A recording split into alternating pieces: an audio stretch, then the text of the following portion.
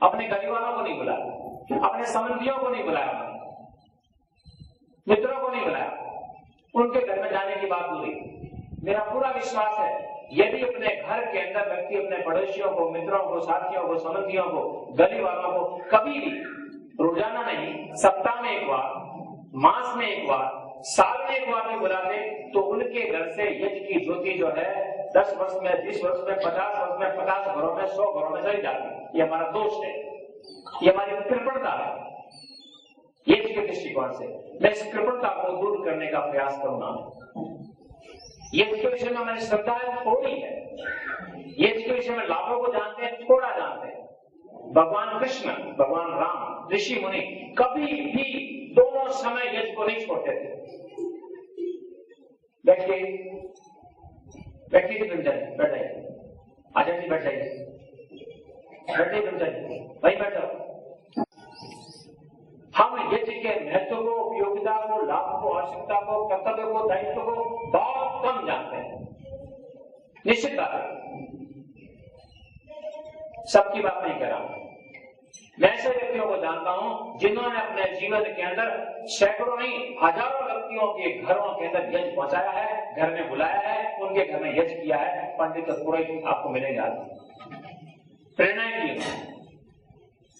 निश्चित रूप से वो व्यक्ति दोषी है, आध्यात्मिक दृष्टिकोण से कमी है उनके अंदर, जिन्होंने यज्ञ की प्रेरणा लोगों को नहीं दी, घर में बुलाया नहीं, यज्ञ को नहीं दिए, सुविधाएं नहीं दी, पुस्तकें नहीं दी, उनको बताया नहीं, समझाया नहीं। इस होत्र हमारे जीवन का अभिन्न अंग है, अभिन्न अंग। इतने लाभ होते हैं इसके।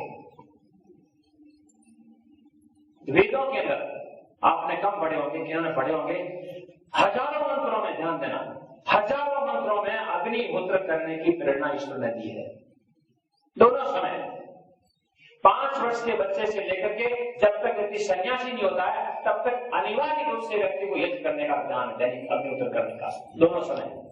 चाहे वानप्रस्थी हो, चाहे गृहस्थी हो, चाहे ब्रह्मचारी, कोई छूटा नहीं इससे। ये हमारा दोष है, दंड नहीं है। बातचीत नहीं करेगा जी,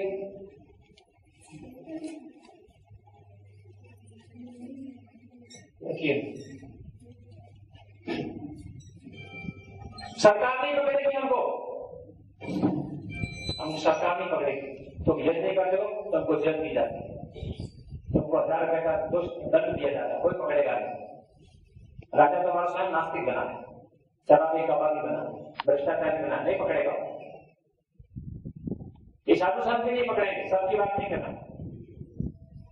पंडित भी की प्रेरणा से दे पाएंगे, जितनी नहीं है देते नहीं, लेकिन ईश्वर नहीं छोड़ेगा आपको। जिन्होंने संसार में आकर के गंदगी फैलाई है, दिन रात फैलाते हैं, श्वास से, आंख से, नाक से, कान से, ऊपर से, नीचे से गंदगी गंदगी गंदगी गंदगी फैलाते हैं। शरीर से फैलाते हैं, कपड़ों से, मकान से, सब कुछ से गंदगी गंदगी फैलाई है, वो दंड नहीं है। निश्चित रूप से मैं कुछ ईश्वर से उदार शक्ति लेकर के आपको बता, जिनके घरों में यज्ञ नहीं होता है, बड़े कठोर शब्दों से कहा गया है, उस व्यक्ति को सभ्य समाज से निकाल के बाद शूद्रों क्या रख दो, जंगल में फेंक दो, स्वयं में भी व्यक्ति रखते हैं। हम क्यों नहीं करते हैं? बस ये बता रहा हूं, हम इसलिए नहीं कर रहे हैं यज्ञ के महत्व को, उपयोगिता को, लाभ को, परिणामों को, प्रभावों को, आवश्यकता को नहीं समझते हैं। ये मैं आपको 3 बार 4 बार बात बताइएगा। बहुत लाभ होते हैं, बहुत लाभ होते हैं, इतनी प्रेरणा मिलती है। जो आज यज्ञ नहीं कर रहे हैं या जिन्होंने कभी किया था, करना छोड़ दिया या कम करते हैं, यदि वो निरंतर यज्ञ करते, दोनों समय, 2 समय छोड़ दिए, 1 समय करते, एक आधा घंटा नहीं, 15 मिनट नहीं, 5 मिनट लगा करके केवल मात्र 15-16 आहुतियां देते गायत्री मंत्र से, तो भी अपनी उसको प्रेरणा देते। हमारा जीवन बुझा बुझा सा जीवन है, मरा मरा सा जीवन है। इतना आलस्य, इतना प्रमाद, इतना स्वार्थ, इतनी भोग परायणता हमारे जीवन के अंदर आ गई है। ईश्वर को तो भूल गए, ईश्वर को छोड़िए, सामाजिक राष्ट्रीय कर्तव्यों को भूल गए, सामाजिक कर्तव्यों को भूल गए, पारिवारिक कर्तव्यों को भूल गए, व्यक्तिगत जीवन के उत्थान के कर्तव्यों को भूल गए। रंग और रूप और कपड़े, गाड़ियां, मकान, ये जो जीने के साधन है, आंतरिक निर्माण नहीं है। आंतरिक निर्माण होता है ईश्वर की उपासना करने से और यज्ञ करने से। ध्यान देना, ये केवल एक भौतिक कार्य है।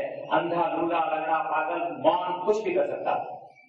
और आगे चलिए, शराबी, कबाबी, जुआरी, भ्रष्टाचारी, डाकिया, डाका डालने वाला, सब कुछ काम करने वाला यज्ञ कर सकता है।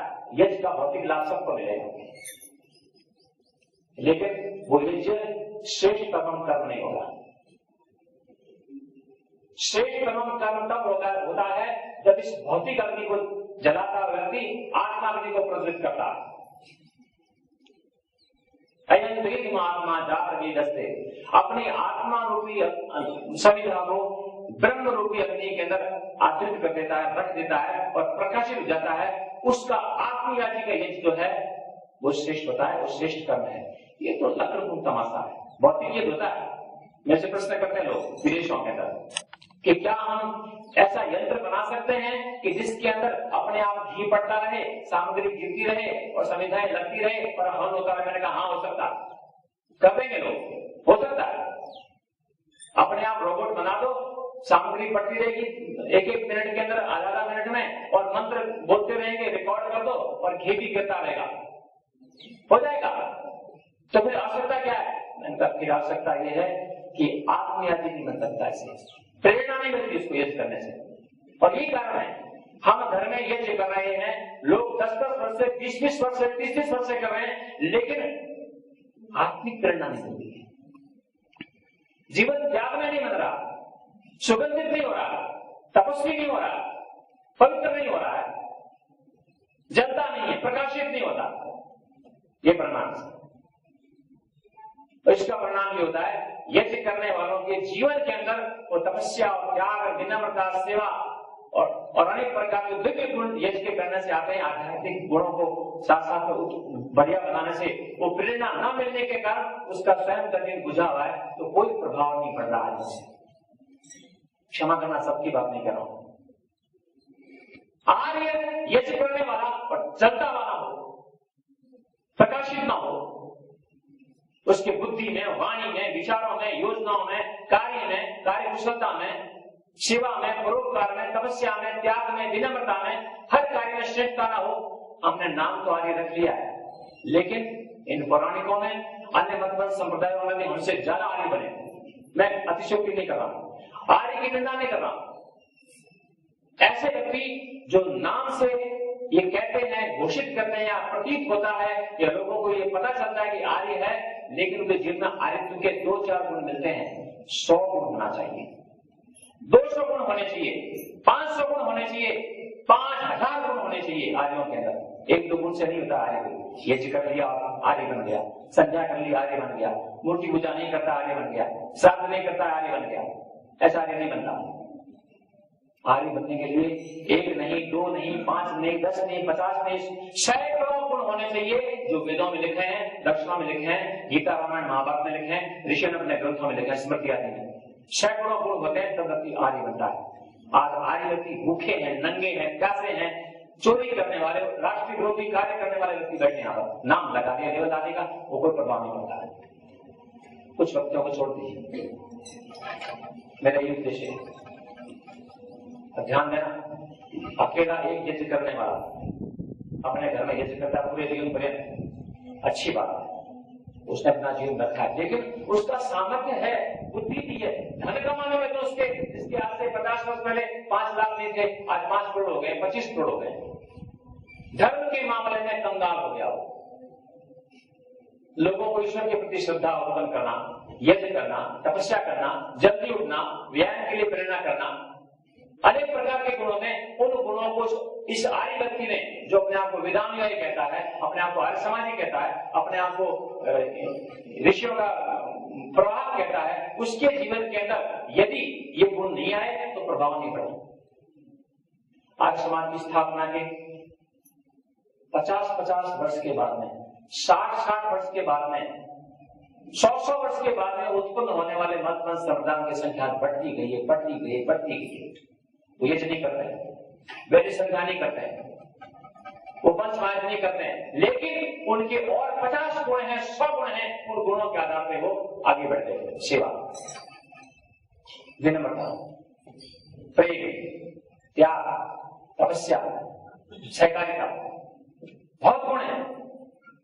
हमने 2-4 जैसे कोई लारी लगाता है सौंठ की, अपने नमक की, प्याज की या लेकर के हम बड़े बड़े बिजनेसमैन में आज व्यक्ति तो बहुत महान होता है, बोलने में, लिखने में, पढ़ने में, सुनने में, बताने में, जाने में, आने में, देने में, हजार प्रकार के हर कार्य उसके श्रेष्ठ होते हैं। खाना है, पीना है, पहनना है, उठना है, बैठना है, सोना है, ये संस्कार स्वतः मिल जाते हैं। जैसे आज हमारे संस्कार जो है, न सोने का संस्कार अच्छा, न खाने का, न पीने का, न पहनने का, ये संस्कार बन के माता पिता ने दिए, समाज ने दिए, राज्य ने दिए, इंटरनेट ने दिए, टीवी दे रहा है, मैगजीन दे रही है, सब कुछ दे रहे हैं। हमारे संस्कार उस प्रकार से बन गए, हजारों, मैं अतिशयोक्ति नहीं कर रहा, ध्यान देना, सैकड़ों, हजारों इस प्रकार के हमने जीवन के संस्कार बना लिए हैं जिनका वैदिक धर्म से कोई लेना देना नहीं बना नहीं। और अपने आप को आगे कहते हैं, अपने आप को वेदों का प्रतिनिधि कहते हैं, ऋषियों का अनुयायी कहते हैं, कोई प्रभाव पड़ने वाला नहीं, कम हो गई, संख्या भी कम हो गई है और गुणवत्ता भी कम हो गई है। बस मेरी प्रेरणा ही है, एक वेद मंत्र को समझ लें, अग्ने स्वाहा। अब पूछें किसी से जो 50 वर्ष से अग्निहोत्र कर रहा है, उसे पूछो अग्नि स्वाहा का क्या है, सोमा स्वाहा का क्या है, प्रजापति का क्या है, नहीं आएगा उसको। इंद्र का क्या है, कोई नहीं आएगा।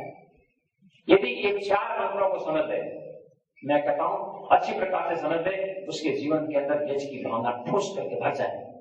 वो चाहेगा कि जैसे मैं यज्ञ कर रहा हूं, जैसे मैं संध्या कर रहा हूं, तो मैं उठता हूं, मैं ठीक प्रकार का कार्य कर रहा हूं, लोगों के जीवन में भी आए। आर्य व्यक्ति, श्रेष्ठ व्यक्ति, योगी व्यक्ति, आध्यात्मिक व्यक्ति, ईश्वर प्रणिधान बनाने वाला व्यक्ति जो है, ईश्वर भक्त व्यक्ति चाहेगा जैसे मेरे जीवन में सुख मिल रहा है, शांति, आनंद है, औरों के जीवन में डालू है, वो देगा।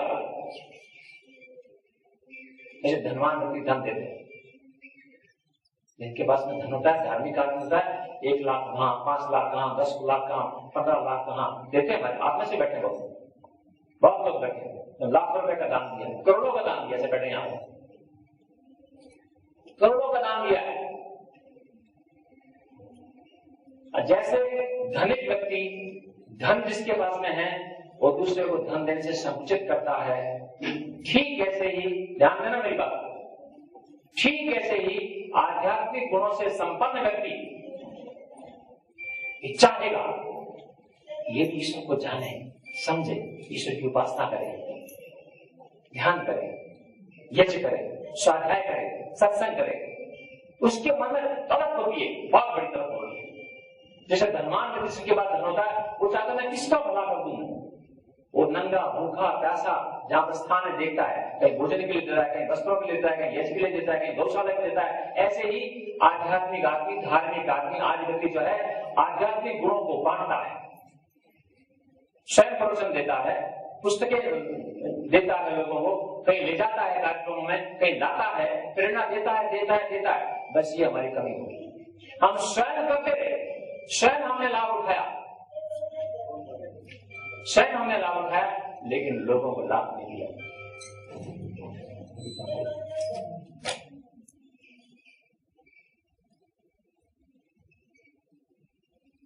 अग्नि स्वाहा, अग्नि कौन है?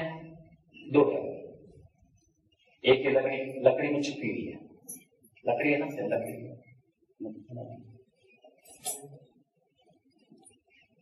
इसमें लकड़ी में अग्नि छिपी हुई है, बहुत अग्नि है, ध्यान देना। लेकिन जब प्रकट करते हैं तो प्रकट होते नहीं तो नहीं रहते। इसको हम जलाएंगे एक विशेष प्रकार के हम गुण में। देखिए, मैं आपको परिभाषा यज्ञ की अपनी नहीं बता रहा, ऋषियों की नहीं बता रहा, मैं रूसी वैज्ञानिक की बात बता रहा हूं। इंग्लिश का पूरा वाक्य मेरे को ध्यान में नहीं आ रहा। आज आश्चर्य हो रहा है, आप नेट पे जाइए, यूट्यूब पे जाइए, आप कम से कम 50-60 देशों के अंदर गोरे आदमी, ऑस्ट्रेलिया में, चिली में, पोलैंड में, हॉलैंड में, अमेरिका में, अफ्रीका में, जगह जगह जाइए आप, बैठ करके गोरे लोग 100-200 लोग मिल करके, जिनको मंत्रों का उच्चारण नहीं आता है, बैठना नहीं आता है, लेकिन यज्ञ कर रहे हैं। उनके दिमाग में बैठ गया है इस यज्ञ के करने से भौतिक लाभ होता है, आत्मिक शांति मिलती है। हमें पता नहीं, इस बात का द्योतक है। हम राम को मानते हैं, कृष्ण को मानते हैं, गौतम बादरण को मानते हैं, ऋषियों मुनियों को मानते हैं, महापुरुषों को मानते हैं, उनकी बातों को नहीं मानते। ये स्थिति हमारी का बात, उनको मानते हैं, उनकी नहीं मानते। धन्य है वो व्यक्ति जिनके घरों में यज्ञ हो रहा है। और मैं निश्चित रूप से कहता हूं, जिनके घरों में यज्ञ हो रहा है, उन्होंने किया है, चाहे पूरा न समझाओ, केवल मात्र भौतिक अग्नि से यज्ञ किया हो, उनके जीवन में सुख और शांति। वेदों को बढ़िया, हे परमेश्वर, इस यज्ञ की अग्नि से स्वास्थ्य अच्छा हो, आंखें अच्छी हो, हाथ अच्छे हो, भाव अच्छे हो, विचार अच्छे हो, भावना अच्छी हो। हम इस यज्ञ के माध्यम से ऐसी प्रेरणा प्राप्त करें कि समाज, राष्ट्र, विश्व के अंदर क्रांति ला दे। प्रेरणा से मिलती है। दो प्रकार के यज्ञ होते हैं। ये देव यज्ञ, जिसको अग्निहोत्र कहते हैं। देव यज्ञ करते करते करते स्वाहा है, स्वाहा शब्द आप लोग नहीं जानते, ओम का नहीं जानते, इधर नमा का नहीं जानते, अग्नि का नहीं जानते, राख नहीं समझा की व्यक्ति, राख समझ में आ जाए तो व्यक्ति सावधान होता है कि राख बननी है। स्वाहा शब्द समझ में आ जाए, मानव कल्याण करता व्यक्ति का। स्वाहा शब्द का एक अर्थ जानते हैं, उठाई समिधा, चम्मच में घी भरा और अंगुली के अंदर सामग्री उठाई और डाल दी, ये स्वाहा नहीं, बहुत छोटा अर्थ है। स्वाहा शब्द का अर्थ है सत्य बोले। हम यज्ञ करेंगे दोनों समय कम से कम 15, 20, 25 बार हम स्वाहा स्वाहा स्वाहा स्वाहा स्वाहा करेंगे। अर्थ हमारे दिमाग में होगा, मैं सत्य बोलूंगा, मैं सत्य बोलूंगा, सत्य लिखूंगा, सत्य जानूंगा, सत्य कार्य करूंगा, मैं स्वाहा स्वाहा स्वाहा। ये प्रेरणा देता है। इस शब्द को जानते नहीं। स्वाहा का ये जानते हैं, उठाई मुट्ठी में सामग्री और डाल। मैं प्रेम युक्त बोलूंगा, मैं कठोर नहीं बोलूंगा। मैं स्वाहा शब्द का दूसरा अर्थ है, हमने स्वाहा शब्द को जाना नहीं। मुझे प्रेम युक्त बोलना है, प्रेम युक्त बोलना है, प्रेम युक्त बोलना है, द्वेष से अभिमान से नहीं बोलना है। नहीं जानते। अगला सुनिए, ये मेरे शब्द नहीं है, ऋषियों के शब्द है। याद वो कहता है जो मेरे मन में है, जो मैंने देखा है, सुना है, जाना है, पढ़ा है, अनुमान किया है, वही मैं बोलूंगा और इसके सिवाय कुछ नहीं बोलूंगा। ये स्वार्थ शब्द का नहीं जानते, भूल जाते हैं। जो मन में होता है बोलते नहीं है, जो बोलते हो करते नहीं है। हम ये नहीं करते। ये केवल मात्र अग्निहोत्र हो रहा है। ये देव यज्ञ है। देव यज्ञ पर्याप्त नहीं है। देव यज्ञ तो बच्चे भी कर लेते हैं, मूर्ख भी कर लेते हैं, अनाड़ी कर लेते हैं, गूंगे कर लेते हैं, अंधे कर लेते हैं, शूद्र कर लेते हैं, मशीन से हो जाता है। हमें देव यज्ञ से आत्मयाजी बनना है। शास्त्रकार क्या कहता है? केवल अग्निहोत्र मत करो, अग्निहोत्र करते करते प्रेरणा प्राप्त करते करते करते करते आत्मयाजी बन जाओ, ब्रह्मयाजी बन जाओ। जो देव यज्ञ करते हुए ब्रह्मयाजी नहीं बनता है, उसका यज्ञ करना असफल है और थर्ड क्लास का व्यक्ति है। देखते हैं यज्ञ करने से कितनी प्रेरणाएं बताई गई हैं, लेकिन हमें प्रेरणा नहीं मिलती। झूठ, जो छल, जो कपट, जो आलस्य, जो प्रमाद, जो अहंकार, जो अनेक प्रकार के जीवन में कुटीर कुशन है, वो बने हुए हैं, बने हुए हैं, बने हुए बने हुए अभी तक नहीं गए, समाप्त नहीं हुए। तो हम ये कहेंगे ये देवयाजी ही बना है। ये प्राइमरी नहीं पढ़ रहा है अब तक, ये सेकेंडरी में नहीं आया, ये कॉलेज नहीं किया, यूनिवर्सिटी नहीं की है, पीएचडी नहीं की है, ये वही पढ़ा है। यदि यज्ञ करते करते इनके शब्दों से, इनके मंत्रों से, अग्नियों से, इन सब आग्रहों से, इधर नाम की भावना से, इस प्रकार की भावना उत्पन्न करते करते हम विचारों को उत्तम करते, तो हम डिलीट कर लेते, मेडिटेशन में आ जाते। घर में देखिए, छोटी बात बताता हूं, घर में दूध होता है, कुछ व्यक्ति केवल दूध पीते हैं, बस उतना उसका स्तर है। जबकि ध्यान देना, बुद्धिमान आदमी केवल दूध नहीं पिएगा, मलाई नहीं खाएगा, दूध नहीं पिएगा, दही भी बना के खाएगा, मट्ठा बना के खाएगा, दही दूध नहीं लेगा, मक्खन भी खाएगा, मक्खन नहीं घी भी खाएगा, घी नहीं, घी से 50 प्रकार की मिठाइयां बना के खाएगा। ये बुद्धिमत्ता है। केवल सामान्य अग्निहोत्र से व्यक्ति नहीं बैठा रहे और वही अग्नि स्वाहा सोमा स्वाहा करता रहे और ईश्वर के पास में जाए नहीं। स्वर्ग कामो यजेत, स्वर्ग कामो यजेत अग्निहोत्र से सिद्ध नहीं होता है। ध्यान देना, ये अपनी भ्रांति को निकाल देना। स्वर्ग की कामना यज्ञ करे, अर्थात मोक्ष को प्राप्त करे, ईश्वर को प्राप्त करे। ये तब होता है जब जलती अग्नियों से व्यक्ति प्रेरणा प्राप्त करके, सुगंध से प्रेरणा प्राप्त करके और व्यक्ति आगे अपने विचारों को, भावनाओं को, कार्यों को, वाणियों को ऊंचा साधना करते हुए, तपस्या करते हुए आगे बढ़ते बढ़ते बढ़ते बढ़ते आत्मा का साक्षात्कार कर ले और आगे चल के ईश्वर का साक्षात्कार कर ले, वो हो जाता है स्वर्ग काम यज्ञ। उसका वो यज्ञ है ध्यान करना, स्वाध्याय करना, सेवा करना, परोपकार करना, समस्त की औषधि करना। वो व्यक्ति स्वर्ग को प्राप्त होता है केवल मात्र बैठ करके अग्नि स्वाहा सोमाय स्वाहा, अग्नि ज्योति ज्योति स्वाहा। इससे स्वर्ग नहीं मिलता है। रावण भी करता था, दुष्ट भी करते हैं, राक्षस भी करते हैं। पंजाब में जाइए आप, शराब पीने वाले करते हैं, उनके घरों में यज्ञ होता है, देखा प्रत्यक्ष। शराब पीने वाले, मांस खाने वाले, उल्टे सीधे काम करने वाले के घरों में यज्ञ होता है। अब वो लोग क्या करेंगे? इसलिए यज्ञ प्राथमिक चीज है, इसको प्रेरणा देगी। यज्ञ हमको त्याग, तपस्या, विनम्रता, सरलता, पुरुषार्थ, सेवा भाव, ध्यान, स्वाध्याय, सत्संग, यहाँ जाकर के जो ऋषि और योगी और ब्रह्मवेत्ता कार्य करते हैं वहां तक पहुंचाने की प्रेरणा देता है। इस प्रकार की प्रेरणा प्राप्त करता है वो देवयासी है, आगे चल के ब्रह्मयासी बनता है। अन्यथा वही कार्य, वही जैसे कोल्लू का बैल चलता रहता है, ये कोल्लू की बैल पे चलने वाली है। ये संविधान इकट्ठे की, घी लिया, अग्नि ध्यान किया, अग्नि बो दिया, कोई प्रेरणा नहीं। यश गुण से हटा, वापस वही झूठ, छल, कपट, चोरी और उदात्त भावना नहीं, को उदा उदा महान भावना है। ये मैंने प्रेरणा के दृष्टिकोण से किया है। इस अग्नि से प्रेरणा प्राप्त करें हम। अग्नि में स्वाहा, ये अग्नि जो है भौतिक बताता हूं मैं, ये अग्नि हमारा देवता है, ये हमारी जड़ पूजा है, ये हमारा देवता है। आर्यों की जड़ पूजा अग्नि, इसमें जो डालेंगे अग्नि अपने पास नहीं रखेगा, ये वायु को देगा, वायु अपने पास में रखेगा, ये आकाश को देगा, आकाश देवता अपने पास में रखता है, ये जल को देता है, जल अपने पास में रखता है, ये नीचे आता है, भूमि देवता को देता है, भूमि देवता हमको अनाज है, खाद्यान्न है, फल फूल आदि देते दिए। अर्थात ये ऐसा कार्य है, ऐसा देव है जो हमको 100 गुना 1000 गुना मिलता है। बीज है, नष्ट नहीं होता है मूर्खों के दिमाग में। बस प्रेरणा प्राप्त करें, एक एक मंत्र में प्रेरणा मिलती है। स्वाहा में, अग्नि में, प्रजापति में बहुत प्रेरणा मिलती है। समय हमारे पास कम है, मैं आपको अब सामान्य एज की बात मैंने आपको बताई। प्रेरणा प्राप्त करनी, ये जब आपको आता था, कोई नया नहीं, एक दो को छोड़ दीजिए, बस प्रेरणा प्राप्त करनी है। जब हम बैठे अग्नि की लपटों को देखें, ऐसे उठना। महानुभाव, मैं सच कहता हूं, पीछे मैंने बताया था, ये आवृत्ति कर रहा हूं मात्र। अग्नि, हमारे गुरुदेव आचार्य बलदेव जी का देहावसान हो गया था, वो कभी भी छोड़ा नहीं। मैंने लगभग 42 वर्ष पहले उनके पास में गया, ठीक 6:30 बजे नहा रहे हैं, अभी शरीर पहुंचा नहीं है और घंटी बज गई है, दौड़ करके तोलिया पहने हुए यहां करके बैठ जाएंगे। ऐसा नहीं दिखा, कभी ये छोड़ा नहीं, बिना ये किए कभी उन्होंने भोजन नहीं किया, जहां तक मेरा स्मरण है। ऐसा जीवन का अपसी था, दिव्य आत्मा थी। ठीक है, ये लौकिक कार्य माने व्यक्ति पिछड़े होते हैं, हमारे स्वामी जी महाराज बैठे हैं, योगी व्यक्ति।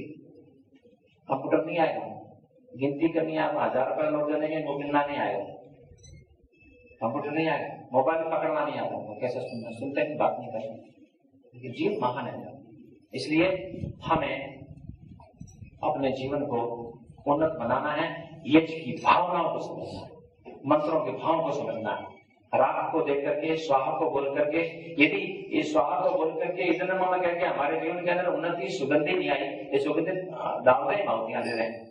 यदि हमारे जीवन में सुगंधी नहीं आई, त्याग नहीं आया, तपस्या नहीं आई, विनम्रता नहीं आई, सेवा भाव नहीं आया, तो सच कहता हूं आपको, झूठा आत्म संतोष हो जाएगा। केवल मात्र जीव कर रहेंगे, पेट तो भर लेंगे जैसे व्यक्ति भरते हैं, लेकिन विशेष शक्ति और बल और सामर्थ्य आयु नहीं बढ़ेगी, विशेष कार्य नहीं कर पाएंगे। इसलिए मेरा उद्देश्य केवल मात्र ये है, हम यज्ञ करते हैं, यज्ञ की भावनाओं को समझे, मन के शारीरिक मानसिक आत्मिक उन्नति करें और जो ऐसी भावना बने, ऐसी प्रेरणा प्राप्त करें ईश्वर से बोलते हुए, हे परमेश्वर हमारे जीवन में प्रेरणा हो तो महान कार्य करें। बस ये मेरा उद्देश्य है। हमें अग्नि को देखना है और देते आहुति देनी, जीवन क्या हो, मैंने बताया स्वाहा, स्वाहा सत्कार कीजिए। प्रिय से प्रिय वस्तु, ध्यान देना, अपनी प्रिय से प्रिय वस्तु क्या हो सकती है? शरीर, जीवन है। सबसे बड़े याजिक थे जो फांसियों पर चढ़ गए, जेलों में गए, मानव जो युद्धों में लड़ते हैं सेना में जाकर के। कल्पना कीजिए, जहां -40 डिग्री होता है वहां लोग जाकर के खड़े होते हैं, क्या उनकी भावना होती है? मानव बहुत प्रेरणा होती है उससे। मैं तो जब भी वीरों को देखता हूं जो फांसी पर चढ़ गए, जिनको उड़ा दिया, काट दिया, तोड़ टुकड़े कर दिए गए, हम तो क्या है? यश करने वाले व्यक्तियों की भावना तो उनसे भी महान होनी चाहिए, महान होनी चाहिए। हम श्रेय को प्राप्त करना चाहते हैं, प्रशंसा आनंद को प्राप्त करना चाहते हैं, लेकिन तपस्या के काम नहीं करते। बिना तपस्या के कुछ नहीं होता, बिना कष्टों के, बिना जागे दौड़े भागे दुख उठाए अपमान सहन किए कुछ नहीं होता। जो महान बनेगा अपमान सहन करना पड़ेगा, उसको धैर्यवान बनना पड़ेगा, उसको जागना पड़ेगा, दौड़ना पड़ेगा, उसको कष्ट उठाने पड़ेंगे, भूखा रहना पड़ेगा, तब जाके व्यक्ति महान बनता है। ऐसी प्रेरणा प्राप्त करनी है। मेरी यही भावना है कि हम यदि हमारा यश से प्रेम है, नियमित यश करें, चाहे थोड़ा सा करें, ये आवश्यक नहीं। कुछ व्यक्ति मेरे को सैकड़ों व्यक्ति नहीं, हजारों व्यक्ति मिले, बहुत समय लगता है, लकड़ियां नहीं मिलती है, घी नहीं मिलता, समय नहीं है। बाद में जब रोगी होगा ना, 60 वर्ष का होने के बाद में कैंसर होगा, टीबी होगी या बच्चों की स्थिति क्या बनेगी पता नहीं, जिस प्रकार का वातावरण होता है, तो समय मिलता है। 5 मिनट कीजिएगा, 1 घंटे की आवश्यकता नहीं, आधे घंटे की नहीं, 5 मिनट करो, केवल 5 मिनट। पतली पतली लकड़ी बनाओ, इतनी बनाओ, करो तो सही। वो समझता है इतनी लकड़ियां, इतनी सामग्री, इतना घी, इतना ये, इतना ये, इतना ये, 1 घंटा लगेगा, हम नहीं करेंगे। मैं तरीका बताता हूँ, विदेशों में जाता हूँ, मैंने आपको संकेत भी किया, विदेशों में मैं 5 मिनट में हवन करना सिखाता हूँ। लोग मुझे आक्षेप करते हैं कि अब क्या भेज करा रहे हैं, दीपक नहीं है, कपूर नहीं है, संध्याएं नहीं है, ईश्वर की प्रार्थना उपासना नहीं है, जल सेचन नहीं है। मैंने कहा हाँ नहीं है, मैं सिखा रहा हूँ, ईश्वर जानता है पाप कर रहा हूँ, पुण्य कर रहा हूँ। वो 5 मिनट करते रहे, आपने 50 वर्ष हो गया अपने घर में यज्ञ किया, आज 1 दिन भी नहीं किया। वो बोलते जो अपने घर में कभी भी अग्नि जलाई नहीं, वो मुझे कहते हैं कि आप ये क्या अनर्थ कर रहे हैं, शास्त्र विरोध कर रहे हो, 5 मिनट में हवन होता है। अब विचार कीजिए, जो व्यक्ति आज 5 वर्ष से अमेरिका में, कनाडा में, इंग्लैंड के अंदर 5 मिनट अपने घर में हवन करता है, 2 चम्मच घी जलाता है, वो कर रहा है वो अच्छा है, जो करता नहीं वो अच्छा है। कौन सा अच्छा है? सैकड़ों व्यक्तियों को सिखाया, क्या कनाडा के अंदर, क्या अमेरिका में, क्या इधर। मेरे को 5 मिनट करो, कोई आवश्यकता नहीं 5 मिनट की, 30 संविधाओं की आवश्यकता नहीं है कि एक छोटा सा कटोरा ले लो, बाउल ले लो, मक्खन ले लो, गर्म कर दो और 2 चम्मच घी लेकर के भूल से 16 रोटियां ले लो। सैकड़ों व्यक्तियों को सिखाया, मेरा विरोध किया, लोगों पंडितों ने विरोध किया, शास्त्रियों ने विरोध किया, सन्यासियों ने विरोध किया, लेख छपे मेरे विरोध में, कोई बात नहीं, ईश्वर जानता है मैंने क्या किया क्या नहीं किया। बस मानव, मैं कहता हूं 1 घंटा नहीं, आधा घंटा नहीं, 10 मिनट नहीं, 5 मिनट, वो भी नहीं कर सकते, कम से कम दीपक जला दिया करो। मैं ये तो नहीं कर पाएगा, आ नहीं पाता, लेकिन मेरे कमरे के अंदर 24 घंटे तो नहीं कहता हूं, 12, 13, 14 घंटे दीपक जलता है। इतना तो करो, वो दीपक की प्रेरणा देगा। जिसके घर में अग्नि नहीं है वो शमशान के समान है। मेरे शब्द नहीं, ऋषियों के शब्द है, महापुरुषों के शब्द है। एक दीपक भी जलता रहेगा ना, दोपहर में, दिन में, रात्रि में जला लो, कोई बात नहीं, प्रकाश भी देगा और सुगंधित उत्पन्न करेगा, उससे प्रेरणा मिलेगी। जलाओ तो सही। यदि इस भौतिक अग्नि को जलाएंगे, आत्मिक अग्नि का भावना बनेगी, महान बन जाएंगे आप। 1 साल, 1 महीना करके देखिए, 10 दिन करके देखिए, बस ये मेरी भावना है, कीजिए। केवल करना नहीं है, कर तो रहे आप, लोगों को बुलाइए, घरों में बुलाइए, संकल्प कीजिए। मैं अभी नहीं, अभी मेरे पास केवल यज्ञ करने का समय, वहां मैं आपको बताऊंगा हमें क्या करना है, क्यों बुलाया। दान नहीं लेना है, मांगता नहीं, आपकी इच्छा है देखिएगा। हमारे प्रधान जी बैठे हैं, आप चेक लाए कितने का, 4.5 लाख का चेक लाए, मैंने मांगा नहीं। और बहुत लोग हैं हमारे बैठे हैं, आप सुरेश भाई जी बैठे हैं, और भी बैठे हैं हमारे बहुत लोग। हम केवल मात्र ये कह रहे हैं हम ये कार्य कर रहे हैं, हमको अच्छा लगता है, करोड़ों का दान दिया है, हम मांगते नहीं मांगते, बस मैं ये मांगता हूं घर में अग्नि जलाए। ईश्वर का प्रतिनिधि है। अग्नि जो है ये प्रेरणा प्रदान करता है हर प्रकार का। ये मैं आगे आपको आगे बताने का प्रयास करूंगा। बस मैं यही भावना है कि हमारे घर में अग्नि जले और अग्नि को बांटे। मिठाइयां बांटते हैं, कपड़े बांटते हैं, औषधियां बांटते हैं, पैसा बांटते हैं, अच्छा काम है, बुरा नहीं है। इससे बढ़िया काम है इस अग्नि को बांटे, ओम को बांटे, गायत्री मंत्र को बांटे। वेद में आया है सबसे बड़ा विद्वान, तपस्वी, त्यागी, वृद्ध महान व्यक्ति वो है जो नास्तिकों के हृदय के अंदर परमपिता परमात्मा की आस्तिकता की ज्योति जला देता है। वो सबसे बड़ा व्यक्ति, महान वृद्ध व्यक्ति वो है, श्रेष्ठ वो है। सबसे बड़ा काम ये, नास्तिकों के मन के अंदर ईश्वर को नहीं मानता है, विश्वास नहीं है, उनके हृदय में बैठा दे ईश्वर है, हमको देख रहा है, सुन रहा है, कर्मों का साक्षी है, हमको छोड़ेगा नहीं, दुनिया से हम छूट जाए। मानो भाव केवल मतलब हमें खाना भी है, पीना भी है, नाचना भी है, कूदना भी है, सब काम करना है, सब एंजॉय करना है, लेकिन उन महत्वपूर्ण कार्यों को छोड़ना नहीं। उनको छोड़ देंगे हम डूब जाएंगे। हमें सांसारिक भोगों को भोगना है, अनुभव प्राप्त करना है, अनुभव प्राप्त करके उनसे विरक्ति करनी है। भोगे बिना विरक्ति प्राय नहीं होती, उच्च व्यक्तियों को छोड़ दीजिए, लेकिन भोगते हुए हमको प्रेरणा प्राप्त करनी है। प्राप्त नहीं करनी है, लोगों को पहुंचाना। एक राजकोट की बहन है, मैं भूल गया, सुरेश जी कहाँ बैठे हैं। मैं एक बार प्रथम बार जब वहां पर गया, दूसरी बार राजकोट में, तो एक महिला खड़ी कि मैं साल भर में 100 घरों में जाकर यज्ञ कराऊंगी। साल भर का कहा था उसने, और उसने शायद 6-8 महीने में कर दिया है, 3.5 महीने में 100 घरों में यज्ञ करा। कितनी बड़ी चीज है। परमार समाज के बड़े बड़े पुराने सदस्य हैं या अधिकारी भी हो सकते हैं, हमारे से कमी है। बस ये प्रेरणा में बात रखूंगा। आप थोड़ा सा काल बचा है, हम ये करेंगे, आप जानते हैं।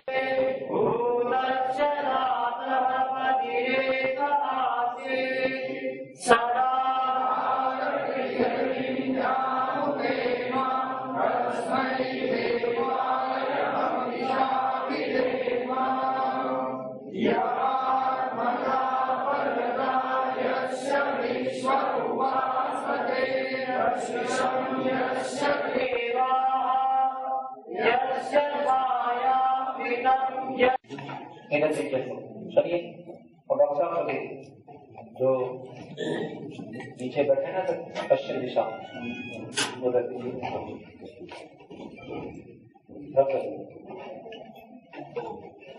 अब चम्मच लेना है, सब जानते हैं आप।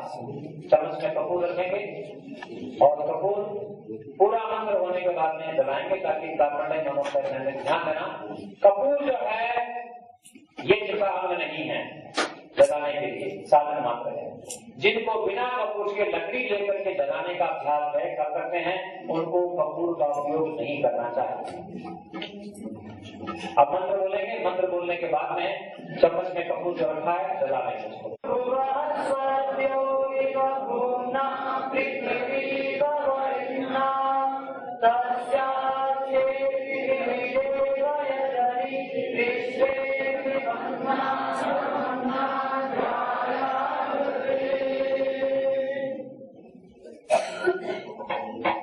दीजिएगा। पतली पतली ध्यान देना, आपके ट्रे के अंदर 3 प्रकार की समिधाएं हैं, बहुत छोटी, मध्याकार की और फिर बड़ी। तो पतली पतली समिधाएं लगी हुई लीजिएगा और उसको रखें पतली पतली, और घीटक खाना है। हम मंत्र बोलेंगे, आपको घीटक खाना है। मंत्र बोलेंगे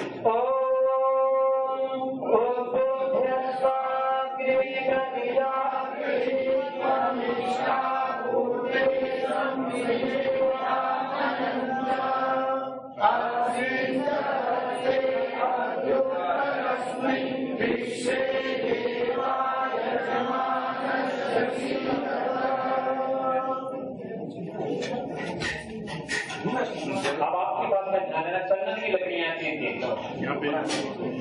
4 दिशाओं में चंदन।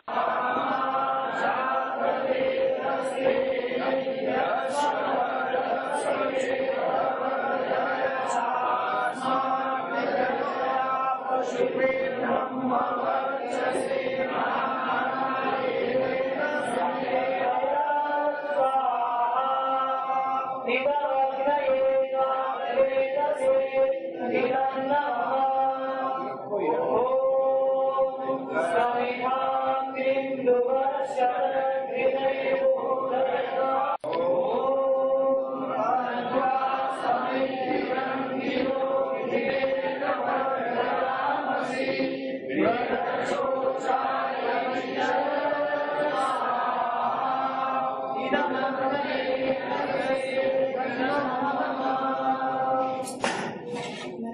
सुनिए, आप 5 घी की आहुति दें।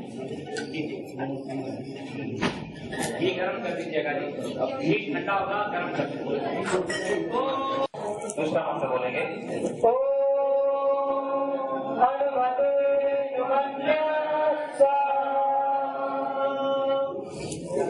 तीसरा मंत्र बोलेंगे,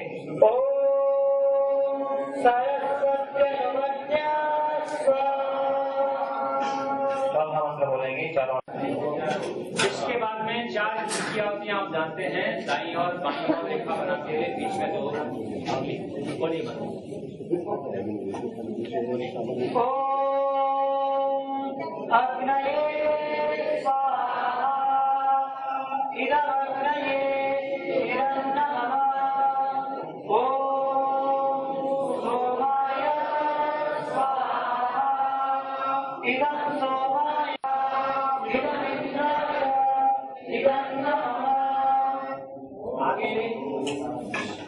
यजमान घी की आहुति डालते रहेंगे और शेष जो है सामग्री की आहुति डालेंगे।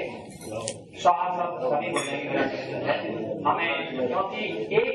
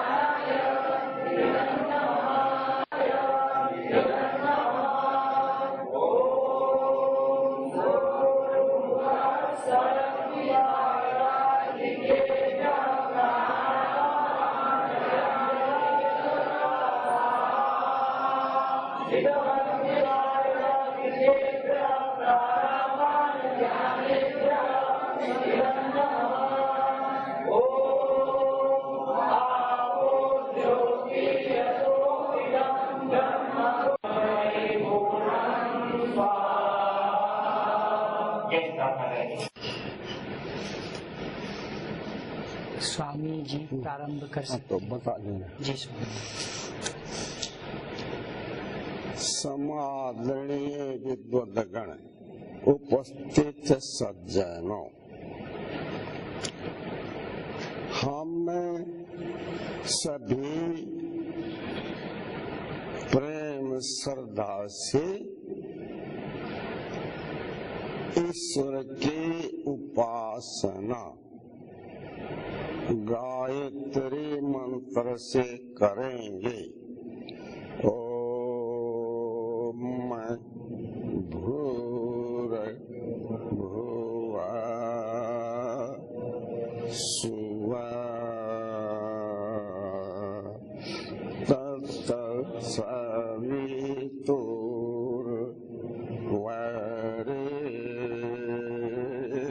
तत्सवितुर्वरेण्यं भर्गो देवस्य धीमहि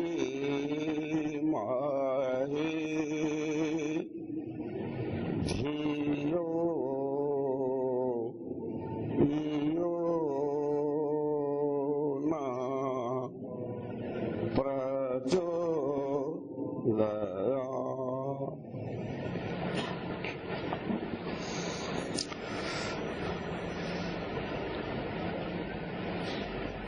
हम जितने भी शुभ कार्य करते हैं